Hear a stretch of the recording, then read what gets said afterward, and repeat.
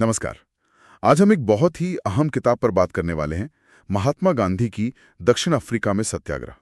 जी हाँ। ये किताब उनके दक्षिण अफ्रीका में बिताए करीब 21 साल 1893 से 1914 उसका अपना लिखा हुआ एक लेखा-जोखा है। बिल्कुल, और हमारे पास इसकी एक अच्छी समीक्षा भी है। हाँ, तो हमारा मकसद यही है कि इस समीक्षा के जरिए हम समझें कि सत्याग्रह का जन्म कैसे हुआ, वो कैसे पनपा और गांधी जी के वो शुरुआती अनुभव क्या थे। सही है।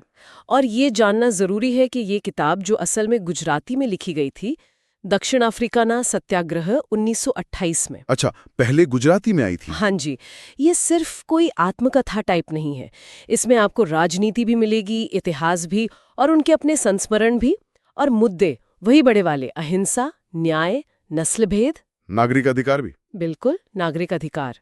और शुरुआत तो बड़ी नाटकीय है ना? वो दक्षिण अफ्रीका पहुंचना और फिर वो ट्रेन वाली घटना, पीटरमैरिट्सबर्ग वाली। हाँ, वो घटना तो जैसे एक चिंगारी थी। सिर्फ शारीरिक रूप से बाहर फेंकना नहीं था, वो उनके आत्मसम्मान पर चोट थी, और उसी ने उन्हें अंदर तक सोचने पर मजबूर किया कि भाई ये हो क्या रहा है यहाँ। एग्जैक्टली कि ये सिर्फ मेरे साथ नहीं, ये तो पूरे भारतीय समुदाय के साथ हो रहा है। बिल्कुल सही। एक सिस्टम है पूरा अन्याय का। और तभी उन्होंने वो नेटाल इंडियन कांग्रेस की स्थापना की। और वहीं से फिर सत्याग्रह का विचार आया। हाँ, वहीं से। पर उन्होंने इसे पैसिव रेजिस्टेंस यानी निष्क्रिय प्रतिरोध से अलग रखा। ये पॉइंट बहुत जरूरी है। हाँ, ये अक्सर कंफ्यूजन होता है, लोग एक ही समझ लेते हैं। सही कहा।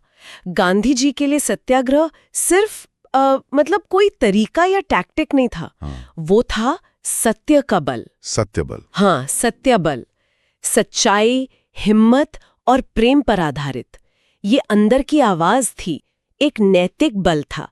पैसिव रेजिस्टेंस तो शायद मजबूरी में भी हो सकता है, पर सत्याग्रह तो एक आध्यात्मिक साधना जैसा था। अच्छा, तो ये सिर्फ बाहरी लड़ाई नहीं थी, अंदरूनी भी थी। बिल्कुल, आत्मा की शुद्धि, डर का ना होना, ये सब जरूरी था। और इसी बल के साथ फिर बड़े आंदोलन हुए, वो एशियाटिक रजिस्ट्रेशन एक्ट वाला, जिसे काला कानून कहा गया। हाँ, काला कानून। उसके खिलाफ जो हुआ वो कमाल था। सामूहिक सविनय अवज्ञा। लोगों ने क्या किया मतलब? हजारों लोगों ने वो रजिस्ट्रेशन सर्टिफिकेट्स जला दिए, जानबूझकर जेल गए। गांधी जी खुद कई बार जेल गए, भूख हड़ताल की। ये सिर्फ कानून तोड़ना नहीं था, ये अन्याय को मानने से इनकार था, नैतिक तौर पर। और इसी के साथ साथ वो समुदाय बनाने का काम भी चल रहा था। टॉलस्टॉय फार्म वगैरह। हाँ, टॉलस्टॉय फार्म तो एक पूरा प्रयोग था। एक आश्रम जहां लोग साथ रहते थे, सादा जीवन, खेती बाड़ी, खुद के काम खुद करना। आत्मनिर्भरता। बिल्कुल, आत्मनिर्भरता और नैतिक अनुशासन। और एक और बात, इसमें औरतें और बच्चे भी शामिल थे। ये बहुत बड़ी बात थी। सही है, मतलब आंदोलन सिर्फ मर्दों का नहीं था। नहीं, बिल्कुल नहीं। इसने आंदोलन को और ज्यादा मजबूत और समावेशी बनाया। तो ये सिर्फ विरोध नहीं, एक तरह से एक बेहतर समाज बनाने की कोशिश भी थी। सही पकड़ा। और आखिरकार सालों के इस संघर्ष के बाद जनरल स्मट्स की सरकार झुकी, समझौता हुआ और कई कानून वापस लिए गए। हाँ, कई अन्यायपूर्ण कानून रद्द हुए। किताब इसी एक नैतिक जीत की भावना के साथ खत्म होती है, और इसका असर देखिए दक्षिण अफ्रीका से निकलकर पूरी दुनिया में फैला। हाँ, Martin Luther King Junior, Nelson Mandela, इन सब ने प्रेरणा ली। बिल्कुल, ये अहिंसक प्रतिरोध का एक ग्लोबल मॉडल बन गया। कमाल है कि एक इंसान का नैतिक साहस कैसे हजारों लाखों को रास्ता दिखा सकता है। पर इसका आधार क्या था? क्या ये सिर्फ राजनीतिक सोच थी? नहीं, गांधी जी की सोच में आपको हिंदू, जैन, ईसाई कई धर्मों के नैतिक मूल्य मिलेंगे। सत्य, अहिंसा, खुद पर काबू रखना, ये सब उनके लिए राजनीति के साथ साथ अध्यात्म भी था। अच्छा। और शायद इसीलिए ये आज भी इतना प्रासंगिक है, अन्याय के खिलाफ एक नैतिक हथियार। वैसे समीक्षा में किताब की ताकतों के साथ कुछ सीमाओं का भी जिक्र है।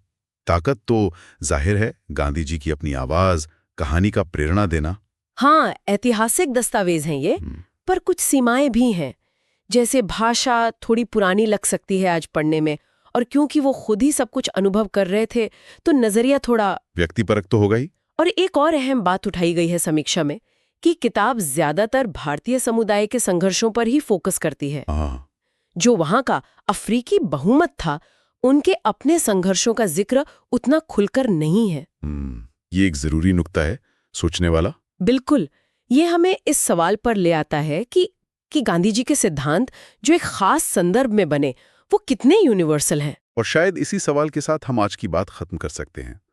ये सोचने वाली बात है कि गांधी जी ने दक्षिण अफ्रीका में जो सत्याग्रह के सिद्धांत विकसित किए, जो मुख्य रूप से भारतीय समुदाय के अनुभवों पर आधारित थे, वो आज दुनिया भर में अलग अलग तरह के अन्याय झेल रहे दूसरे हाशिए के समुदायों के लिए कितने काम के हैं।